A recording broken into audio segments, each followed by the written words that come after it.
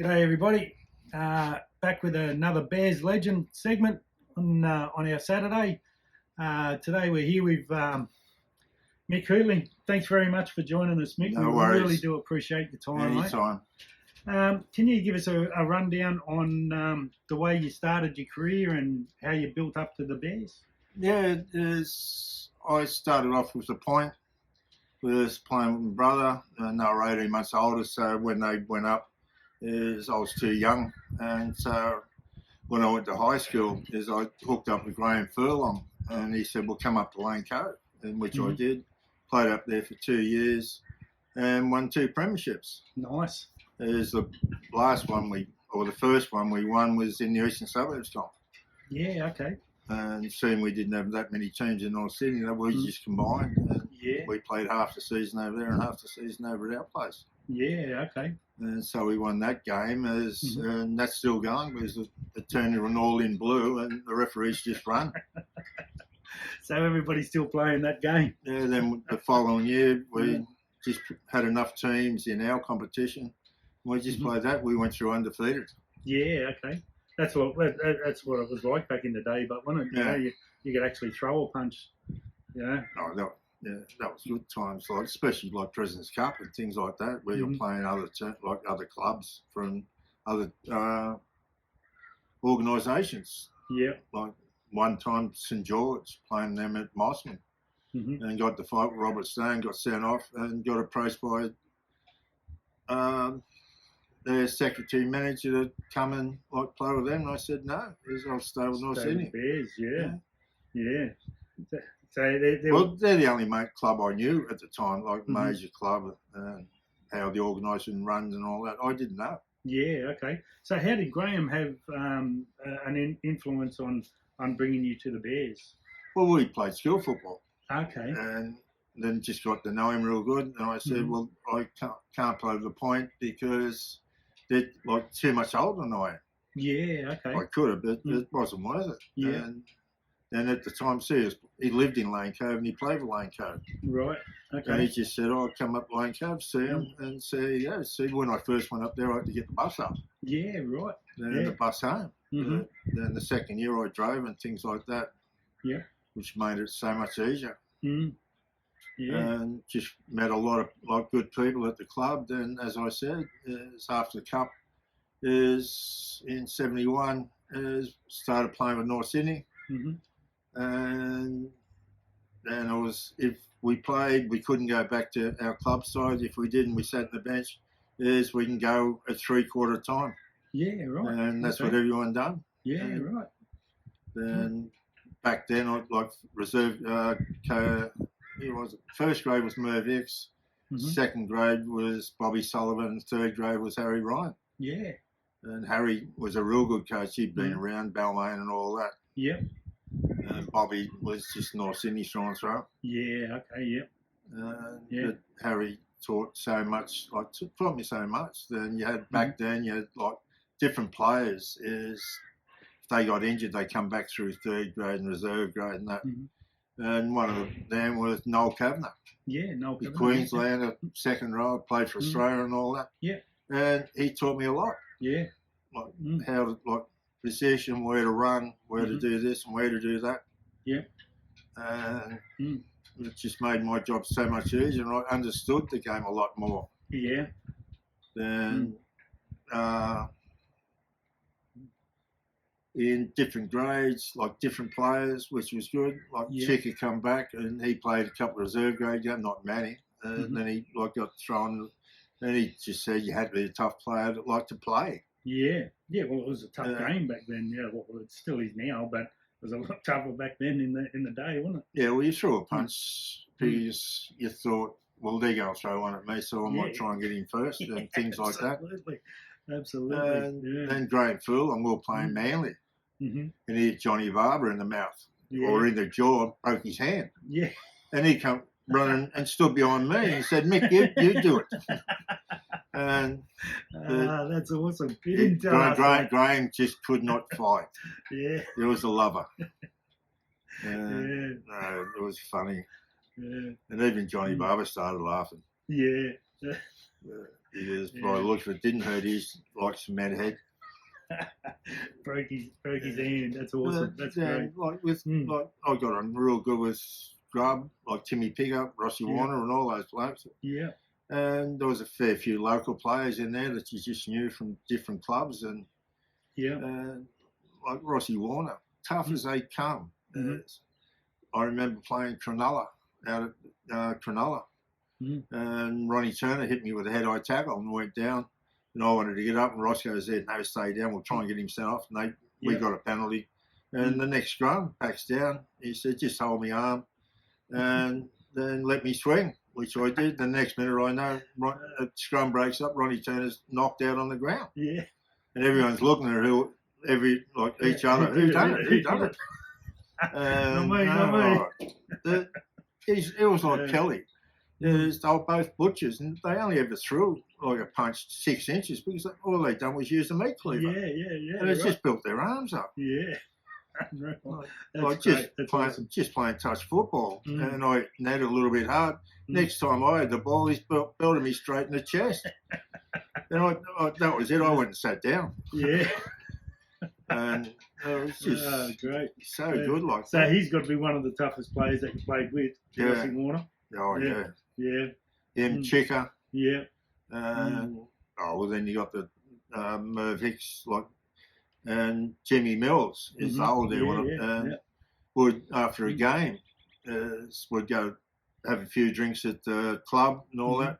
Yep. Then they'd disappear, and they'd go down to the Australian Rules Club. Oh, okay, yeah. And then when they walked in, they'd just shake, like the staff there would shake their head. Because the first thing they do is grab microphones. Yeah.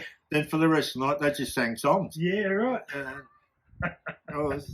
Wow, that's Jimmy awesome. Mills, he was unbelievable. Yeah. We had a day at the Split Sailing Club, and he got pulled over and he got a bit aggro. So they cuffed him to no standing sign. So he pulled that out of the ground, threw it through the windscreen of the cop car. Oh, beautiful. Oh, it was just massive. It was all just big ball of muscle. Yeah. And run like a deer. It's his only front row I know that's pulled a hamstring. Yeah, right. Yeah, okay. That's awesome. Done that at North Sydney, went down like a bag of crap. Yeah. And everyone was wondering what happened. Yeah. You've done a hammy. No, just a lot of different things like that. Packed down the scrum. Ross Warner, loose arm, pulls Tommy Radonis in the scrum. He's fudging. Yeah. Just things like that. Yeah. Oh, Tommy, he was fiery too, wasn't he? Tommy Radonis, But we had a few. That was a great era of footy, wasn't it? It's our hate club was Canterbury, and that'd always wind up in the blue. And then the strange thing about it, he's lost John McDonald there. He was a second rower, and then a couple of years later, Keith Harris went there, and he plays in the forwards, then in the backs, and he made state. Yeah. But he wound up coming back to Nice, and he was one great bloke. When he come down from Tamworth, he went to Lane Cove, and he was in the team that I was in. Yeah, okay. He's out back then. You had to be a local. And you played 3 games and he become a local. Yeah. And they classified him as a local in the club because you'd only have so many imports. Yeah, right. Okay, there you go, And so is what players they wanted to keep and sign is they just throw them into junior clubs for 3 games. Yeah. And they're a local. Yeah, it's a great way of doing it. And no, but like Kenny Irvine, he was just pure magic. Couldn't he run? Absolutely. And just swerved. He couldn't size. He swerved. Yeah. But he had enough pace to get around players and things like that. Yeah, absolutely. He was magic. Kenny, Then George Amron.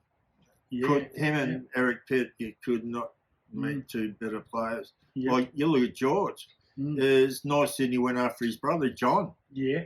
Then John had an injury, and so they put George in, and George just killed it, so they kept him and didn't worry about John. Yeah, right. Yeah. Then he had a couple of games with like local clubs and that. Then he just gave it away. Yeah. Because everyone they brought down worked for North Sydney Council. Yeah, right. Well, my dad got him a job on the water board. Yeah, yeah. And that's what it was like back then. Yeah, yeah. Wow, that's awesome. We got virtually nothing out of football and that, and so you had to work. Yeah, yeah, absolutely. Yeah, every footballer back in the day had a job. Yeah. You know, you training Tuesdays and Thursdays and Fridays and playing on the weekends. And for some reason they changed the Friday to the Saturday. Yeah. And then all of a sudden they started calling it captain's run. Yeah, yeah. There was no way Grub had organised something like that because he hated training. Yeah. What about Billy Hamilton? No, Billy was great. We'd start pre-season, and we'd start down at Tunks Park, and one side of Tunks Park you got a gradual hill getting out of the place. Yep. The other side it's sort of straight up. But Kelly would run us at the gradual one, and he'd go over there midweek. He'd tie a bag of cement to his back and run uphill. Yeah, wow. In his police boots. Yeah, right. Yeah. Didn't get him much fitter, huh? Yeah. As he was always in the end with me, we kept each other company. Yeah. Okay. Yep. Yeah. So you played on the wing and. Yeah, well, that was Billy. Yeah, Billy put you on the wing because we're just short of backs. Yeah, he scored 4 tries. Yeah, against Newtown. Yeah, Mark Wright was an opposing winger and he state footballer. Yeah, he played state that year. Yeah, you killed him. Yeah. Yeah. Oh, he's only a midget, but. Yeah, absolutely. Front row forward, running at him. You know, like. They all were back in the day. You would have been the biggest winger back in the day. Yeah, but like you looked before that, like you had Terry Fay and all that. Yeah, Terry Fay. And after me, you had Gross and a lot of them were all big boys. Yeah. Then it got men. Well, you look at it now; everyone's the same size. Yeah, that's right. Even the halfbacks. Yeah. You know, like there's no small men out there now. Yeah, well, that's the only position I didn't play with North Sydney. Played every other position. So halfback, yeah. Well, when someone got hurt, you just filled it. They just threw you in there. Yeah. Until they worked out who would be a good replacement. Yeah. Yeah. No, just like some of the coach. Roy Francis I got to meet him a couple of times. Then in '73, got married. And Harry McKinnon come up and offered me a trip to England to play in England with Roy Francis. Yeah, right. And went home and talked to the missus, and we just turned around and said, well, we're buying a place and we want to have kids and all that. Just married that year, so we just wanted to settle down. And we talk about it now, and we just say it was one of the things we should have done. Yeah. Yeah. You go over there for a couple of years and then you come back. That's what Timmy Pickup done. Yeah, absolutely. Before he went over there, no one to look at him. When he come back, everybody wanted him. Yeah. Then he went on to play state and Australia. Yeah. So who was the toughest player that you played against, Mick? Terry Randall, without a doubt. He was tough. Malcolm really wasn't much further down. Then you look at the hookers, Freddie Jones and Piggins. They'd bite your head off, they could. You look at how tough they were, like Malcolm and Piggins. They had a head-putt competition at the cricket ground. Yeah, right. Yeah. And that just went on for about 10 minutes. But players like that is because there was nothing, like you wouldn't get sent off, you wouldn't do anything. Yeah, that's right. Yeah, that's right. Well, if your king is someone, you'd get sent off, but like just punch up. Then Hartley. I forget who. If someone hit me and he stood next to me and he said, "I seen that. You can hit him. You can hit him back. Yeah, square it up. Then if you carry on, I'll send you off." Oh, that's good. Greg Hartley, what a legend! I love watching Greg Hartley. There's more funny things, like all the injuries and all that. That's what compensated them, like just moments like that. Yeah, absolutely. Yeah. You played with Johnny Gray. Magic. Round the corner kicker. Yeah. How was that? How was that accepted? Well, I seen him at the cricket ground playing for England. I was at that test. Yeah, when he first come out. I didn't realise North Sydney were going after him. Someone went to train and someone said, "Oh, Johnny Gray's coming," and I said, "No, he's a pommy. He's playing for him." No, North Sydney signed him to a contract. Yeah. Then seeing how he kicked and that, and asked him how come, you kick like that. And he turns, I played soccer. Yeah. And that's how people kick. And then you had him, Len Clean come over, he was doing it. Yeah, Lenny Clean, yeah. Every Pommy player that come over and kicked like that. Yeah. Yeah, it was weird, wasn't it? I've never ever seen anybody. Then John Gray, he got warned a couple of times when he was kicking off. He was in an offside position. Yeah, right. Yeah, well, and so he fixed that up a little bit. Yeah. Now everybody does it. You know, Michael Cronin was the best toe poker. Yeah. He'll go in furlong wise. He kicked for North Sydney, when the regular goal kicking. Yeah. And he was good at it. Yeah. He played a couple of different positions too, didn't he, Graham? Yeah. Mainly in the forwards. Yeah. He wasn't the fastest player getting around. Yeah. Yeah. He was a tackling machine. Yeah. He just loved tackling. Yeah. So who was your best player that you played with, in your opinion? Grub. Yeah. Jimmy Pickup. Yeah. We just worked out a combination run wide, run off his shoulder, chip kicks, anything like that. We just had it worked out. We done a training, practice as a trainer. Yeah. And they just worked on the field. Yeah. Okay. Yeah, that's awesome. And Rossi Warner, he virtually, Noel Kavanagh, he taught me a lot about his scrums and things like that. And he just a general giant. Yeah. And Billy. And Billy just tried his heart out. It was like Kelly, it's just things didn't come off. Yeah. We'd beat the top sides, get beat by the low sides. Yeah. That happened a lot, didn't it? And we loved getting the oppositions at North Sydney Oval, especially when it was dry. Because we'd train there. And there was cricket pitch in the middle. That would get dug up and shoe prints. And we'd just tackle other players, and they hated it because we run around it. Yeah, knew it was there. The main one that run in up the middle, that was Tom Rodonius. Yeah. Because he loved it for some reason or other, but he used to get belted right in the middle of it. There's just something about Tommy, wasn't there? Yeah. Tough as they come. Absolutely. It was just at a scrum. He going to put it in, hesitated, going to put it, hesitated. And after the third time, Rossi Warner just pulled him straight in the scrum. And he didn't do it after that. No, just playing with a lot of people like that. Like Chicken Knight, tough as they come. Yeah. Because everyone left him alone. Yeah. He went to St George for a couple of years and come back. And like the English imports. The best one out of them, I still reckon, was Jimmy Mills. Yeah, he was a hard And a great bloke, and I still keep in contact with him on Facebook. Yeah, social media is a great thing. Oh, his photo of them, he must have 10 of them. Like every day or every second day, he's putting a new photo on there. Yeah, okay. Yeah. Then the other bloke doing that's Phil Franks. He played with about 5 clubs in 1 year. So you'd have a few photos to share. Yeah. What's your thoughts on the 18th team coming back into the competition? Well, in my opinion, is they should have stayed with Western Australia. The government backed, and they got a great oval, as they seen it like when they played the Origin there. Yeah. And they're still playing rugby league over there. Yeah.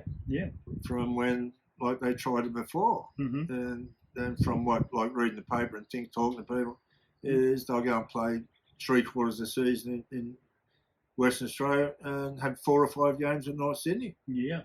Especially when they played Manly like that. Yeah, it'd have to be a Manly game. But now, from what I've been finding out and reading, and that is they're going to a Polynesian team. Where there's that many Polynesians in the competition now, we don't need any more. Yeah. It's just going to wind up a Polynesian league. Yeah, okay.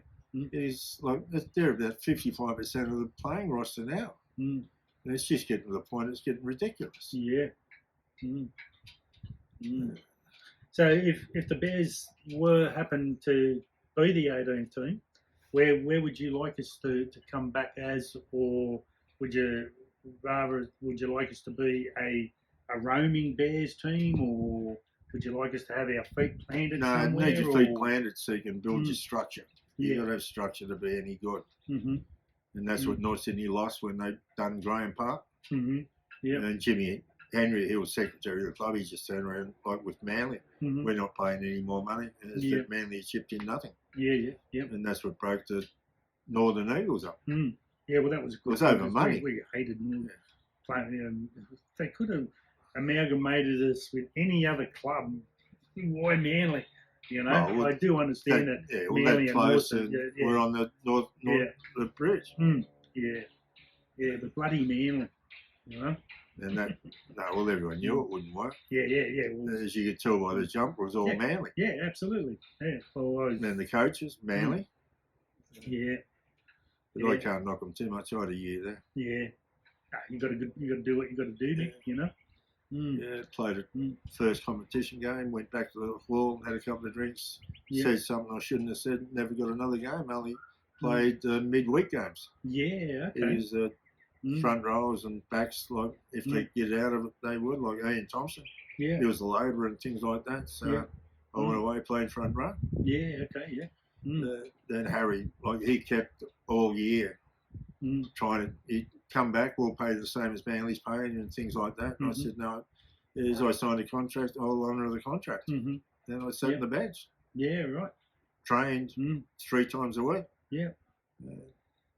Trained for the grand final and that. Like just tackling and things like that. And then the following year I come back to Nice. Yeah. It's just as though I never left. Yeah. It's a good club, wasn't it? Yeah.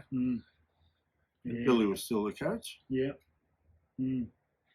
A few new players and looked like a good club. Then I retired in 79 at the end of 79. And then Stevie Martin went there. Then he won 3 or 4 titles with the reserve grade. Yeah. Only because like you had internationals and everything playing for reserve grade. Yeah, that's right. Yeah. Anything else? Any other good memories you want to share with us, Mick? No, just a few trips away. Yeah. They were good. Just like you relax and come back. And just like my wife at the time is what she had to put up with, like training and like washing gear. Then I'd be worked and training and get home late. And then we had like 4 kids. They're a massive party, aren't they? Oh yeah. You know, like they all play junior football for Cromer. Okay. We bought a place out of Cromer. And they just play with Cromer and that. And Shane had a couple of trials with North Sydney and that. But no, it's just good. Yeah, absolutely. And then the other thing was Monday nights. There's all the people, footballers that were on the Northern Peninsula, all in the time of tide. Yeah, okay. And everyone's like drank together. Yeah. And even after the pub shot, there's someone would go and get a tray of drinks, bring them out, sit them on the table. Everyone would just take a beer. Would get it like close the time was 10 o'clock. We'd get out of there up past 11. Yeah. Okay. Yeah. And if you're talking Graham again, ask him how he bringed his car up going home once. Okay. Yeah. No, well, we lived at Harbord together. Yeah. Okay. And he lives around the corner. That was the first place Mrs. and I bought. His mum and dad, they lived at Cremorne and they bought a brand new one. Then I was there with my missus, Dawn, and the sales bloke said, do you want to buy the top floor?